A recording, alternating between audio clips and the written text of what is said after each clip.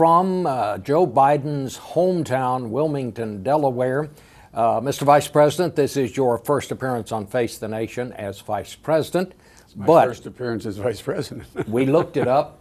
This is your 53rd appearance on Face the Nation in 36 years in the Senate.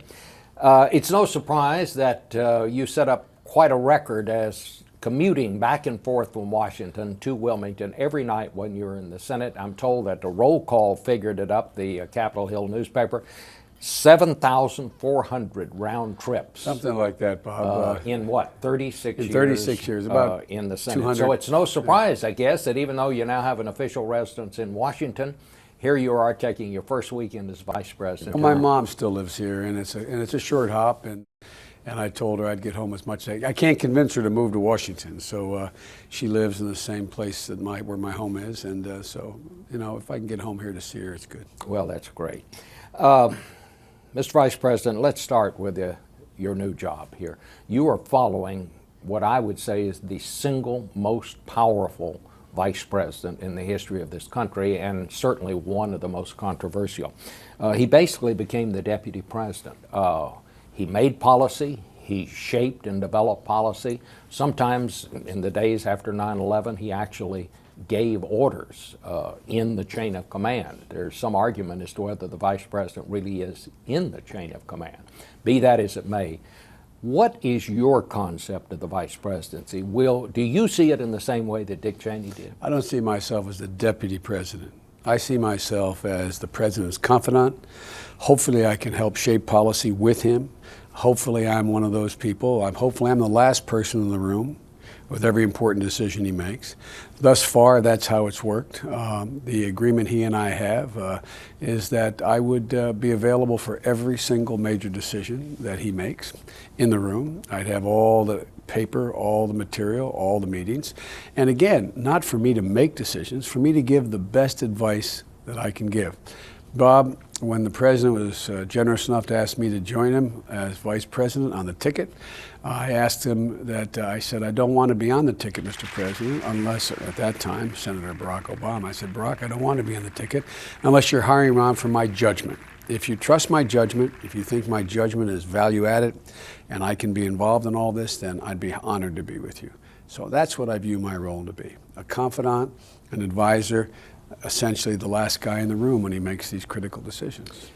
Well, the first job, obviously, and we heard the president spell it out already, is fixing the economy. And I hear both you and the president say it's worse now than perhaps you thought it was. Well, it's worse, quite frankly, Bob, than everyone thought it was, and it's getting worse every day. I mean, there's been no good news.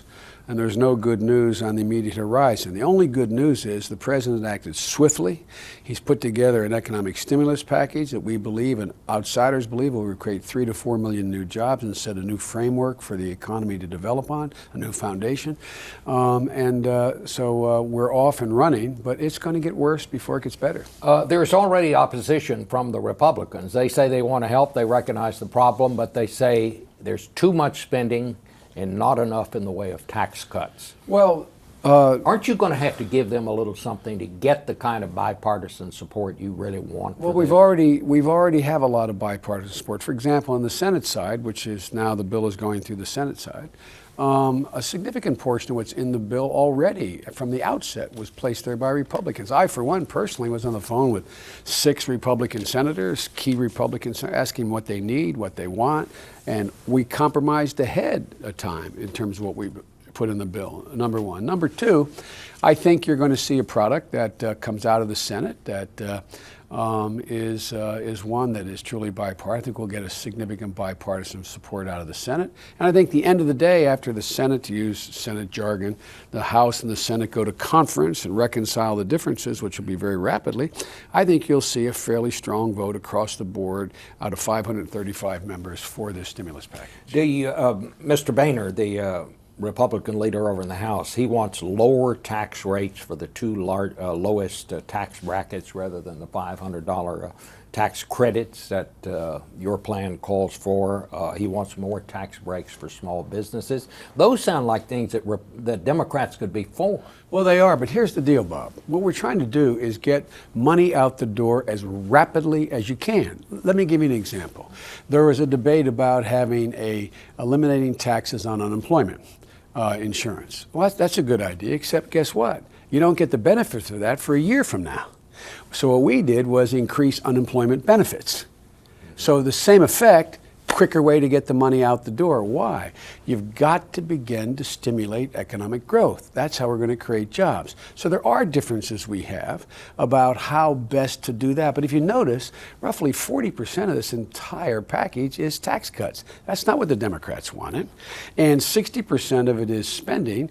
Economic stimulus, that's not what the Republicans wanted. But we've come a pretty long way already. So there will be, I'm sure, more compromise. But I think everyone is seized, Bob. Look, I've been there for 8 presidents. I don't ever recall, as a senator, a senior senator, being called down in the very beginning, even before the president's elected, to a serious meeting as to how to proceed. And then the first thing we did, the second day in office, the President of the United States called down the congressional leadership, said, folks, how's it going? What else do you need? Where are we? And so there is a genuine effort here.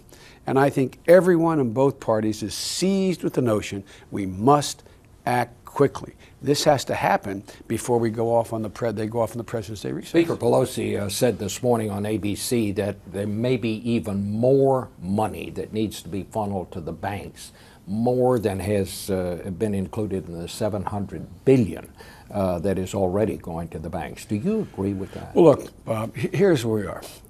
Through the leadership of President-elect Obama, now President Obama, and with a little bit of help from me, we were able to convince the members of the House and Senate who were really bitten very badly by the first $350 billion spent. Mm-hmm. They did not think it was spent well, Democrats and Republicans. There was a real reluctance to release the second $350 billion.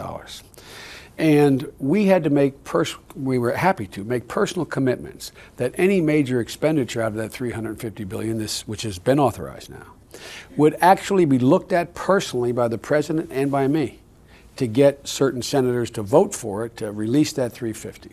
It's important that it be transparent. It's important that there be accountability, and it's important that everyone know exactly what the money's being spent on. But does that mean you might agree that maybe more will be necessary? No, all I know is we cannot do anything, in my view, realistically more, absent demonstrating to the American public that we can husband their money and have much more responsibility and accountability for this $350 billion we've now been given the authority to, quote, spend on our financial institutions. That's the first order of business. Now, Monday, one of the most talented men, I think most people would agree, in the last 20 years, Mr. Geithner, I believe, will be voted out of, he's been voted out of the committee on a bipartisan vote. I think he'll get a strong bipartisan vote in the Senate, Secretary of Treasury. He will then report back to the President and me as to whether or not he thinks that $350 is enough. But the first things first, we've got to spend more rationally, reasonably, and transparently to move the financial institutions to loosen up credit. And it's about credit for people. They have to be able to purchase their cars. They have to be able to send their kids back to school. They need some mortgage abatement. And so that's what we're focusing on in this $350, this next $350, and we'll go from there.